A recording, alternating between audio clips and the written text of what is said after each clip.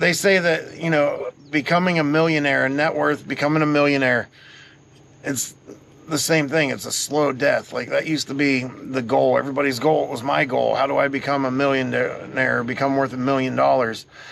And that's that magic number where people hit it and then they want to sit on it and they don't want to lose it. So they protect it and then they just stay the same forever. Hey everybody, Randy here with Stay Broke Business Consulting. Welcome to day 33 of building $1 million business. What does stay broke actually mean? The answers I'm given aren't satisfactory, I guess. It means what the heck motivates you. That's what it means. So, talking about, not buying a bunch of flashy stuff, not wasting my money, reinvesting in my business and in my life. Of course, the first comments I get are, oh, so you're like Dave Ramsey. No, I'm nothing like that. I have credit.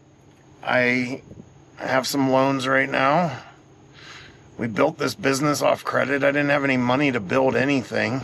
So, of course I have credit. No, it's more about if I gave in to the norm and did what everybody else around me is doing, and I went and bought, $700,000 house in a subdivision, maxed out my 401k, brought home a decent paycheck every week, had a new car sitting in the driveway, everything was nice and new, don't have to worry about maintaining everything, go play poker once a week and smoke cigars, go play golf on the weekends, buy a boat and a beach house. I think that's most of the people around me, that's their dream. That's what they want to achieve. And then they want to invest into their retirement so they can maintain that life. So the idea of me living like that for the next 40 years just sounds like a slow death. Like, sure, it would be fun for a while, but I don't buy nice cars, not because I can't afford them. I buy them because they don't mean anything to me. I have, a truck right back here behind me, one of my dream trucks, and you see where it's parked at. I need to do some work on it, and I haven't got motivated to do it or felt like spending the money to get it fixed right, because I don't feel any different when I'm driving that than when I'm driving my Ford Ranger. I don't really care. It might be fun for a minute. Like, I enjoyed it for a couple months, and then it was just another thing I had to take care of. And same with my old Bronco that I sold. I bought an old Bronco. I drove that for a year, and then it sat in my shop for 3 months without being driven because I needed to go buy a quart of oil. Like, clearly I don't care enough about this to have it. I might as well sell it. So I did. I sold it and used the money toward the down payment on our property that we're on now. Like, for a lot of people, maybe that is the ideal life. But the problem is everybody wants to get it before they can afford it. And then next thing you know, there's a housing bubble, or, the economy takes a hit, something happens, and it gets hard to make those payments. Now you're a slave to that money. You cannot stop what you're doing because you'll lose all these things that you feel like you had to have. And it happens every year. Happens to all kinds of people. Get stretched so thin on their money that it seems like everything's perfect. One little thing goes wrong and it snowballs and you lose everything. For us, we bought this property last year and we got a good deal on it. The biggest thing, we weren't even looking, but it was 3 acres in all the same school districts for our kids. And like I mentioned, we have 5 kids, so that's a big deal, especially in our area. Things are expensive around here. So we jumped on it, but that meant moving into a much smaller house, a house that we don't really fit in. Not even all of our stuff fits in there. There's issues with the house, so we don't even have a living room. We haven't since we moved in, and we make do with it. And it might seem kind of silly, but our goal is to build a new house, right? So why would I want to dump a bunch of money into fixing this house that we're going to tear down? just because we don't have a living room. We have 3 acres. Go outside. And that's where we spend a lot of our time. Everybody's so quick to try and achieve their dreams and stop. Get comfortable. And then after they do it for 20 years, they're miserable because they're just like everybody else around them. And they haven't done anything to change anything. That means it's going to be like that from now until they retire and then until they die. And it's just like, for me, like if that's what you're in for, or if that's what you want, that's what your dream is, then go for it. Right? I can't do that. I've tried doing different things and it's just, there's no fulfillment there for me. So motivation's a hard thing. How do you stay motivated, right? Why do I work so hard when I don't have to? And that's the guiding principle. If I had a bunch of money in the bank and actually, you know, something different, they say that, you know, becoming a millionaire and net worth, becoming a millionaire, it's the same thing. It's a slow death. Like that used to be the goal. Everybody's goal. It was my goal. How do I become a millionaire, become worth $1 million? And that's that magic number where people hit it and then they want to sit on it and they don't want to lose it. So they protect it and then they just stay the same forever. And it's not beyond me that there's so many people out there in the world that would kill to get to that point. Like I get that. I came from that. I didn't come from money. I came from a farm town in the middle of nowhere. And this is the path that I chose just to try and find fulfillment.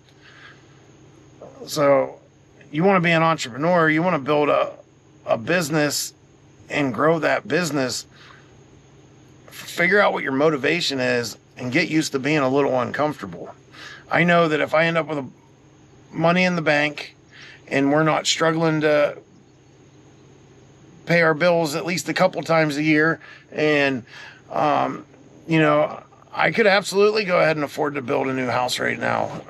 I could sell one of our commercial properties. I could sell something and take that money and build that house. But why would I steal from our future to have something shiny and new now when what we have is working?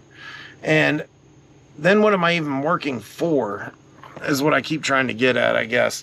If I have money in the bank and I have everything that I thought I wanted in life, then I live in that for a while and I get comfortable. Then I feel like I'm safe. Then I can't take risk anymore because I don't want to lose it, and then I get stuck, and that's what I don't want to do. So that's where the stay broke is for me. When we have to watch how much money we have in our checking account by the end of the week, and we have to save to a point where I'm comfortable before we build our new house, and where we don't just dump a bunch of money into this house just so we can have a living room right now. Like, we'll get to it when it feels right. I don't know. So that's really what Stay Broke's about. Don't get comfortable. And I'm not saying we're broke by any means. We live like we're broke. We live like it's paycheck to paycheck. I'm not saying I don't drive a brand new car, because I do. Like, I'm not pretending to be something I'm not. But it happened last week to where we didn't have enough money to pay our mortgage in the bank account. So I had to move some money. It keeps me on my toes. It keeps me motivated. And it keeps me trying to get to that next level. And I could stop investing money into things and we wouldn't live like that anymore. But then I know that if we just have all this money in our bank account, we're going to spend it. It's not just going to sit there. It's going to get used. And then when we use it on silly things that we don't need, and we just end up with a bunch of stuff then what's next? What's after the stuff? And it's just so many people get stuck there. And it's the same thing with building a business, right? You build a business and it's you and a few guys, and you're out there and you're getting a paycheck every week and you're making it. And you're comfortable, right? And you lose that motivation or that willingness to take on risk because you don't want to lose that comfort. And like I said, then one thing goes wrong, you get sick and you lose your business because you were the business, or the economy turns upside down and the housing market goes bust for a period of time. Like, that's what I'm saving for. That's where my money goes. I've been a slave to the money, and I've had to take jobs and do things that I didn't want to do because I had to make payments, and I don't want to put myself in that position anymore. I could take a loan and build a house right now, but the economy is uncertain. We heavily rely on the real estate market. So I've been tightening up for about a year now, trying to make sure we're in a good spot. And if things do go south, we can ride that out and come out the other side stronger and better, just like we did with COVID. You know, because of that, I have to put up with some stress, and I do keep some safety nets, but none of the extra money's easy to get to. When I make a mistake, I can now sell an asset to cover it, or I can take on a loan to cover it, and I can ride that out and know that it's going to come back around. As long as I don't string too many mistakes together, I'm going to be all right. And my family's going to be all right. Most importantly, I stay broke now so we can live later. And I am living now. I'm doing the things I want to do. I don't care about having a freaking Ferrari. I'd rather go on a vacation with my family, or travel with my daughter to Portugal so she can compete, or, you know, all these other things that I can do. I like experiences, things that don't take up space anywhere except for in my head and my heart. And those are the things that keep me going. I don't care about material things. It's just like at the beginning of the year, I bought 3 new vehicles for the company. One of them was mine. Bought one for my operations manager, and then one for my VP. And that was $250,000. I could have easily went and bought some fancy car instead. But then what would that have got me? I would have had a car that I would have had to take care of, maintain, keep paying for what?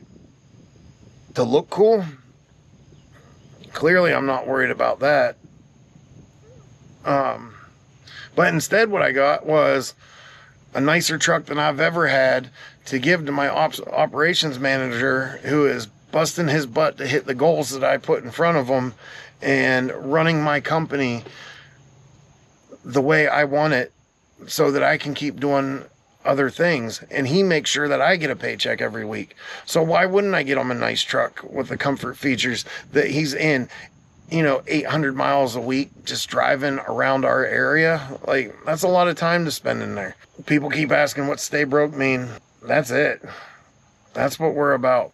And that's why my employees trust me too, because they know that,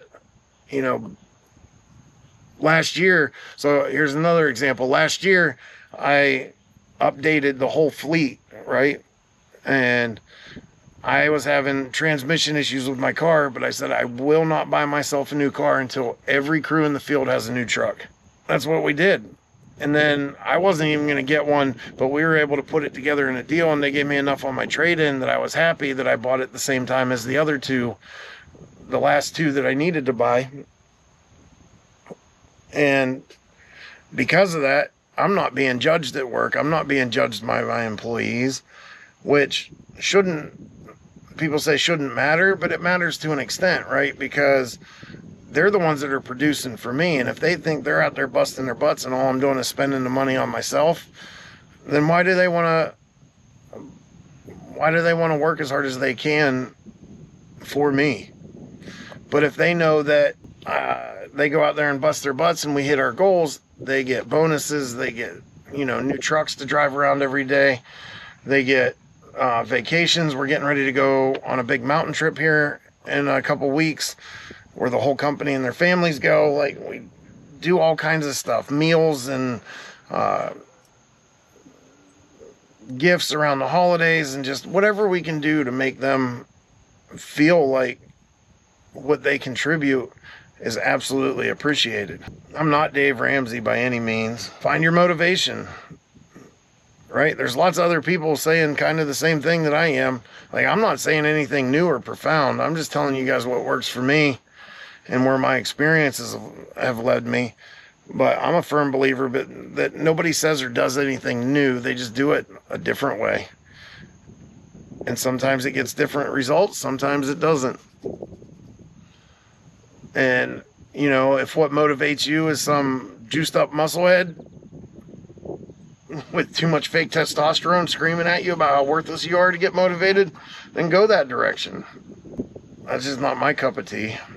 So, I don't know. Hopefully this explains a little bit better about what we're about and what Stay Broke really means. Because to me it means a lot, right? It means I have a future, my family has a future.